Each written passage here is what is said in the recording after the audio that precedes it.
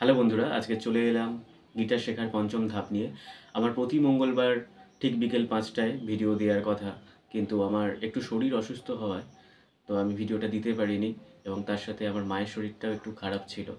তো সেই সমস্ত নিয়ে একটু ব্যস্ত ছিলাম, বুঝতেই পারছো। আর সত্যি কথা বলতে বাবা প্রায় বছর দেড়েক হয়ে গেল, ১.৫ বছর মতো আমার বাবা মারা গেছেন। এবং ফ্যামিলিতে বলতে মা আর আমি, এবং সেই সমস্ত নিয়ে একটুখানি ব্যস্ত ছিলাম। সবটাই আমাকে করতে হয়। মায়ের সাথে যতটুকু পারি আমি হেল্প করি বাড়িতে যতক্ষণ থাকি, এবং তারপর আমি তোমাদেরকে ভিডিওগুলো দেওয়ার চেষ্টা করি। তো যাই হোক, তোমরা আমার পাশে আছো, এটাই আমার কাছে অনেক। এই ছোট্ট চ্যানেলটা একটু একটু করে তোমরা এগিয়ে নিয়ে যাচ্ছ, এটা আমার কাছে অনেক, কারণ তোমরা আমার পরিবার। আমার খুব বেশি ভিউয়ের দরকার নেই, আমার চ্যানেলে হয়তো সেরকম ভিউ নেই। যদি ভগবান থেকে থাকেন, যদি তোমাদের ভালোবাসা থেকে থাকে, নিশ্চয়ই একদিন এগোতে পারবো, আমার বিশ্বাস আছে। তো আজকের গিটার শেখানোর পঞ্চম ধাপ। তো অনেক ফিঙ্গারিং প্র্যাকটিস হলো, অনেক বেসিক দিকেও আমি তোমাদেরকে বললাম, কিন্তু এবার পঞ্চম ধাপে আমরা কি করব? দেখো, পঞ্চম ধাপে মেনলি আমি তোমাদেরকে বলে দিই, তোমরা যখন গিটার কিনবে, গিটার কেনার পর যখন গিটার তোমরা শিখছো, তো স্যারের কাছে গেলে স্যার টিউনিং করে দিল। এবার স্যারের বাড়ি থেকে যখন গিটারটা তোমরা ব্যাগের মধ্যে ভরে নিয়ে আসছো, তখন টিউনিংগুলো না ঘুরে যায়, টিউনিংগুলো চেঞ্জ হয়ে যায়। তো গিটার বাজানোর সময় যেটা মেনলি প্রয়োজন, গিটারটাকে টিউন করা, সঠিক সুরে বাঁধা।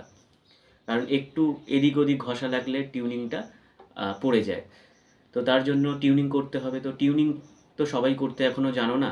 তো তার জন্য কি দরকার, তোমরা যারা ছোটরা গিটার কিনেছো, তাদের সবসময় যে কাছে ফোন থাকবে, বাড়ির লোক এটা এখন দেয় না, কারণ ফোনের নেশাটা ভীষণ বাজে। শুধুমাত্র বাচ্চাদের ক্ষেত্রে নয়, ফোনটা আমাদের বড়দের কাছে থাকলেও আমাদের বারবার একটা নেশার মতো হয়ে গেছে। তো ফোন থেকে যতটা ডিটাচ হওয়া যায় ততটাই ভালো। তো সবার প্রথমে যেটা প্রয়োজন, একটা গিটার টিউনার কেনা। গিটার টিউনার কিনে আমি কত দাম, কীরকম দামের মধ্যে কেনা, আমি একটা শর্ট ভিডিও পোস্ট করেছিলাম, তোমরা যারা দেখোনি দেখে নিতে পারো আমার ভিডিওতে গিয়ে।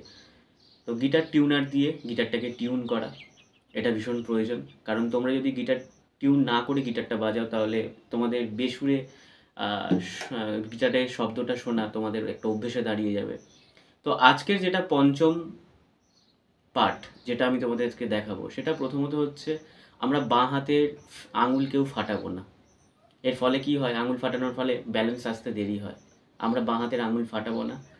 এবং তার সাথে আমাদের যেটা করা উচিত, প্রত্যেক দিন আমরা এই ক্রোমাটিকটা প্র্যাকটিস করব। এভরিডে আমরা এইটা প্র্যাকটিস করে যাব। এর ফলে কি হবে, হয়তো অনেকের বোরিং লাগতে পারে, এটা আবার কি বলছে দাদা। তো যত আমরা এটা করব, আঙুলের জড়তাটা কাটবে। এরকমভাবে ওপর থেকে নিচ, নিচ থেকে ওপর, যেরকমভাবে অ্যাসেন্ড ডিসেন্ড তোমরা করতে পারো। এটা আমরা রেগুলার করে যাব, যতই বোরিং লাগুক যাই লাগুক, কারণ গিটার তো শিখতে এসেছি। হাল ছাড়লে তো হবে না। আর মনে জোর রাখতে হবে যে আমি পারবো, আমার দ্বারাই হচ্ছে না, হবে না। হয়তো এই ভিডিওর লেন্থটা অনেকটা বড় হয়ে যাচ্ছ, তোমরা কেটে কেটে দেখছো।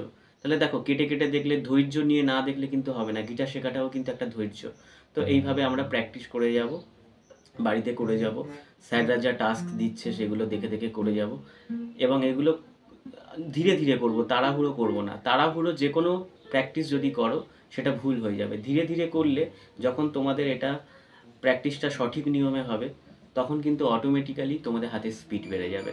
তাই ধীরে ধীরে তোমরা করবে। যে কোনো ফেটবোর্ডে এখান থেকেও করতে পারো, এখান থেকে করতে পারো, এখান থেকে করতে পারো, এগুলো করে যাবে। এবং তার সাথে যেটা করতে হবে, আমাদেরকে ভীষণ পরিমাণে মিউজিক শুনতে হবে। যে কোনো গান, মনে করো স্যার তোমাদেরকে একটা গান দিয়েছে, আয় তবে সহচরী, বা আমি তোমাদেরকে একটা গান দিলাম, এই গানটা এই কর্ডে বাজাবে কি করে, গানটা তোমাদেরকে শুনতে হবে। 10 বার 15 বার গানটা শুনতে হবে। যত গানটা শুনবে, কোথায় ধরা কোথায় ছাড়া, এগুলো তোমরা বুঝতে পারবে। তো গানটা তোমাদেরকে শুনতে হবে, গান কিন্তু শুনতে হবে। গান না শুনলে কিন্তু অসুবিধা হয়ে যাবে, বুঝতে পারলে? আর রাইট হ্যান্ডের প্র্যাকটিসটাও করে যাব। কবজিটাকে ঢিলে করব না, আগের ভিডিওতেও আমি বলেছি। এবার আমাদের মেন যেটা দরকার, সেটা ধীরে ধীরে আমরা কর্ডগুলোকে এরকমভাবে ধরবো, ধরে একটা একটা করে স্ট্রিং বাজিয়ে দেখে নেব বাজে কিনা। কোনো জায়গায় যদি এরকম এরকম হয়, এই এই আটকে যাচ্ছে, মিউট হয়ে যাচ্ছে, তার মানে বুঝতে পারবে যে মিউট হয়ে যাচ্ছে। সেটাকে একটুখানি প্রেস করি, স্ট্রিংটা করলে তো তখন আবার ঠিক বাজবে। জাস্ট একটা সি মেজার কর্ড ধরলে বা এ মাইনার কর্ড ধরলে এরকম করে বাজালে কোন স্ট্রিংটা মিউট হচ্ছে বুঝতে পারবে না। তাই একটা একটা করে প্রথমে বাজিয়ে নেবে স্ট্রিং। বোঝা গেল? তো এগুলো আমরা করব।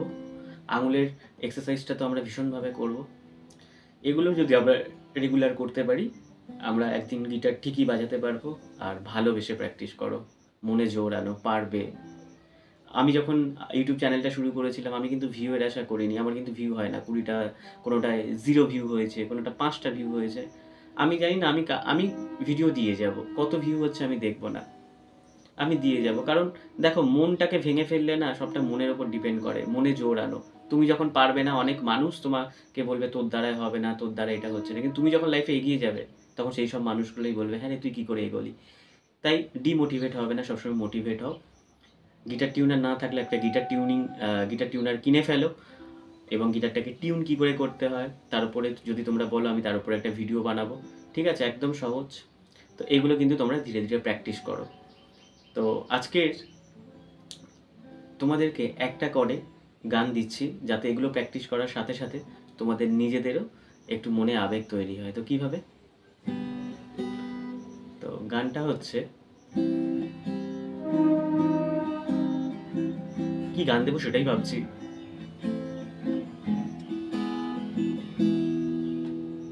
ইমেজ, হ্যাঁ,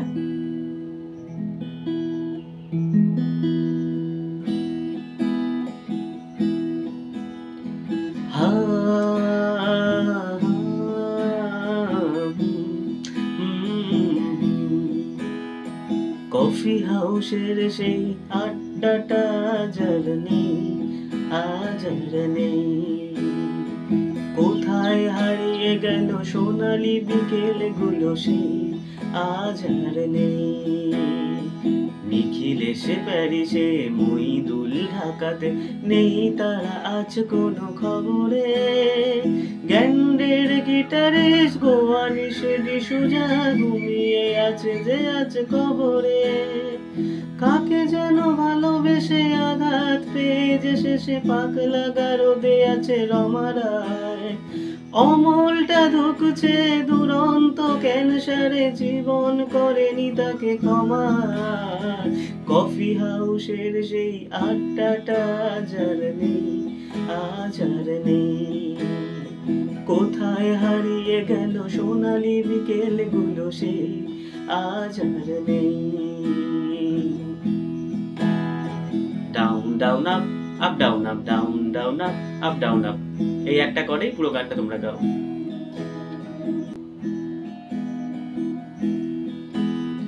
কফি হাউসের সেই আড্ডাটা যার নেই, আজ আর নেই। কোথায় হারিয়ে গেল সোনালি বিকেলগুলো, সেই আজ আর নেই। তো এইভাবে তোমরা প্র্যাকটিস করো, আর যেগুলো বললাম সেগুলোকে কমপ্লিটলি করো। বুঝতে পারলে? আরও আমি নতুন ভিডিও নিয়ে আসবো। আর তোমরা কেমন প্র্যাকটিস করছো সেটা বলো, ফাঁকি দিও না। ফাঁকি দিলে কিন্তু নিজেদেরই কিন্তু শিখতে দেরি হবে। ঠিক আছে, একটু মন দিয়ে করো প্লিজ। আশা করছি তোমরা পারবে। আচ্ছা, এই পর্যন্ত, সবাই ভালো থেকো। আর এই ভিডিওটা প্লেলিস্টে তোমরা পেয়ে যাবে।